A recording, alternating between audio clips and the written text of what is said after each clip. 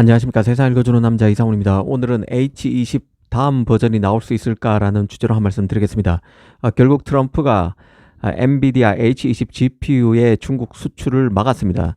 엔비디아가 4년간 5천억 달러를 미국 자국에 투자한다고 밝혔음에도 트럼프가 칼을 빼든 것입니다.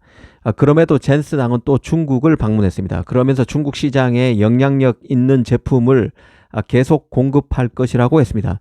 사실상 H20의 다음 버전, 그러니까 미국 정부의 규제 칼날을 피해갈 중국 판매형 GPU를 또 다시 만들 것임을 공식화한 것으로 볼 수 있습니다. 사실 젠슨왕은 그간 미국 정부와 계속해서 일종의 두더지 게임을 해왔습니다. 미국 정부가 규제를 내놓으면 그걸 파해할 제품을 출시했고, 또 미국 정부가 새 규제를 꺼내면 다시 규제 파해 제품을 발표했습니다. 일종의 무한 루프가 형성돼 왔다고 볼 수 있는데요. 이와 관련해서 대만의 테크 타이완이란 매체가 미국의 외교안보 싱크탱크인 CSIS의 보고서를 인용해서 전한 분석 기사를 소개해 드린 적이 있습니다. 핵심은 엔비디아가 칩을 설계할 때 칩의 일부 기능을 쉽게 파괴하면서 작동을 유지할 수 있도록 칩을 설계하기 때문에 H100이 호퍼100이 수출 통제된 직후에 곧바로 H800이 출시될 수 있었고, H800의 수출이 추가로 통제되자마자 또 H20이 나올 수 있었다는 것입니다. 즉 모든 엔비디아 칩이 제조상의 결함을 견딜 수 있도록 중복성, 복구 가능성, 결함 허용 기능이 내장되어 있다는 게 핵심입니다. 쉽게 말하면 엔비디아는 칩의 내장 전자 퓨즈를 사용해서 특정 회로 또는 일부 컴퓨팅 코어를 의도적으로 비활성화할 수 있기 때문에 H800, H20을 쉽게 출시할 수 있었다고 합니다. 즉 H800은 일부 회로가 비활성화된 그 호퍼100, H100이고, H20은 H100에서 더 많은 회로가 비활성화된 H100으로 볼 수 있습니다.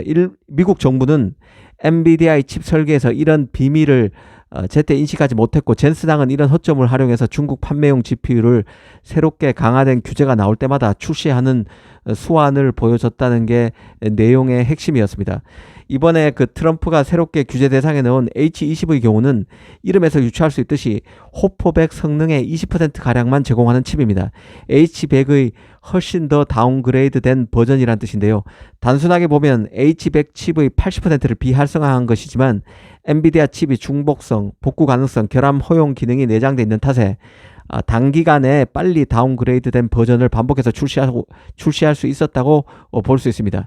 엔비디아 입장에서 보면 최근 H20의 중국 판매가 호조였었습니다. 규제를 앞두고 많이 중국 수요업체들이, 빅테크들이 H20을 많이 발주했었던 것이죠. 주류 GPU 옵션과의 성능 차이에도 불구하고 디인포메이션과 같은 IT 매체는 중국의 알리바바, 바이트댄스 같은 회사가 올해인 2025년 1분기에만 160억 달러 이상의 H20 주문을 발주했다는 소식도 내놓은 적이 있습니다. 앞으로 H20의 판매가 안 되게 되면 이런 발주 물량 자체의 일부가 이미 재고로 변모할 수 있습니다. 실제 엔비디아는 올 1분기에 H20의 중국 수출 금지로 55억 달러 상당의 재고를 처분하기도 했습니다.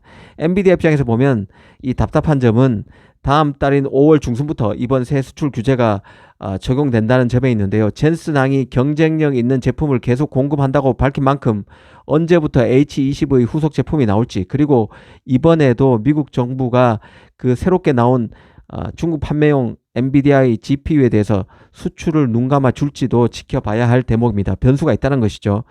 CSIS의 분석이 맞다면 엔비디아는 내부적으로는 이미 H20의 수출 통제를 예상하고 차기 중국 판매용 GPU를 생각보다 일찍 내놓을 수도 있지 않을까 하는 예상도 해봅니다.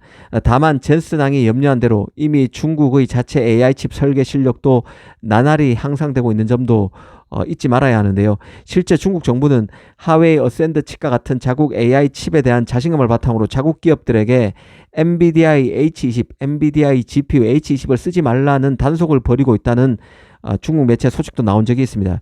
일종의 미국 압박, 너희들이 아무리 중국 판매용 GPU에 대한 규제를 해도 우리 AI 칩 설계 실력도 이미 너희들이 생각하는 것 이상으로 올라와 있다는 이런 일종의 미국 압박이고, 대내외 선전용 캠페인 성격이 있겠지만 중국 AI 칩 설계 능력 향상이 없다면 가능한 일이 아니라는 점에도 예의주시할 필요가 있습니다. 실제 외신에서는 이미 하웨이가 엔비디아 H20의 대체품 성격의 칩인 어센드 920을 연내 출시할 것이라는 소식을 내놓고 있습니다.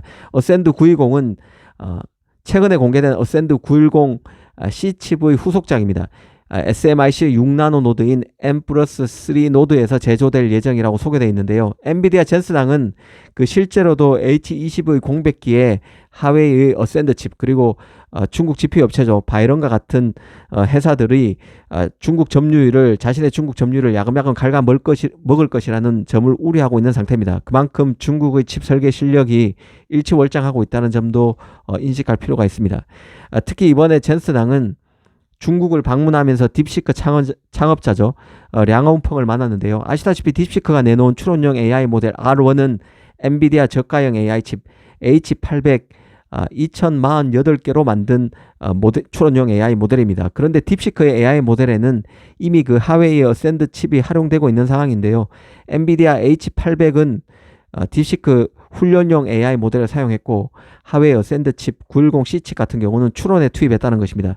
이런 맥락을 두루 감안한다면 젠슨항과 량어운펑의 만남 자체는 의미심장하다고 볼 수 있습니다. 딥시크 입장에서 보면 여전히 엔비디아 칩이 더 낫지만 그래도 가성비 관점에서 보면 어센드 칩으로 호퍼 GPU를 일부 대체할 수 있는 상황까지 왔습니다. 엔비디아에게도 하웨이에게도 수요 업체로서 딥시크가 하웨이와 엔비디아의 경쟁을 유도할 수 있는 제격의 업체라는 생각이 듭니다. 이 삼성의 경우는 엔비디아 H20과 짝을 이루는 메모리인 HBM3를 그간 납품해 왔는데요. 최근에는 H20의 성능이 업그레이드 되면서 H20에 HBM3 8단이 탑재되기 시작했고 이 때문에 이제 H20의 주포는 삼성이 아니라 하이닉스라는 얘기도 나오는 상황입니다.